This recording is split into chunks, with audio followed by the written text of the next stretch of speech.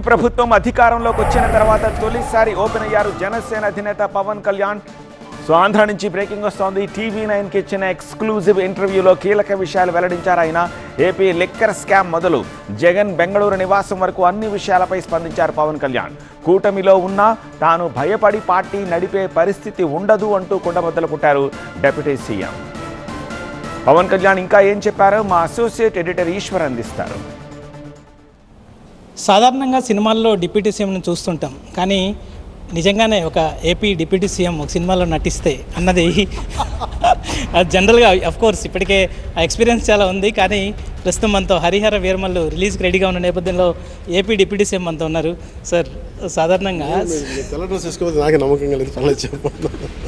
సాధారణంగా సినిమాల్లో చూస్తుంటాం డిప్యూటీ సీఎం రోల్ కానీ సీఎం రోల్ కానీ చాలా క్విక్గా యాక్ట్ చేస్తూ, లేకపోతే ఒకే ఒక లైన్ మూవీస్ కానీ చాలా చూసాను సార్ కదా. సో దానికి ఎట్లా ఉంది సార్, ఆ డ్యూయల్ రోల్ ఎలా అప్లై? చాలా ఆర్గానిక్గా ఉంది, చాలా సహజంగా ఉంది.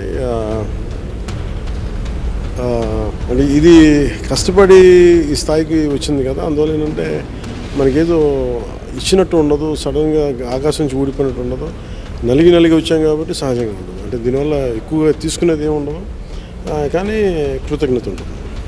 అంటే మనం భగవంతుడు మనకి తట్టుకునే శక్తిని ఇచ్చాడు, నిలబడే శక్తిని ఇచ్చాడు, దానికి కృతజ్ఞత.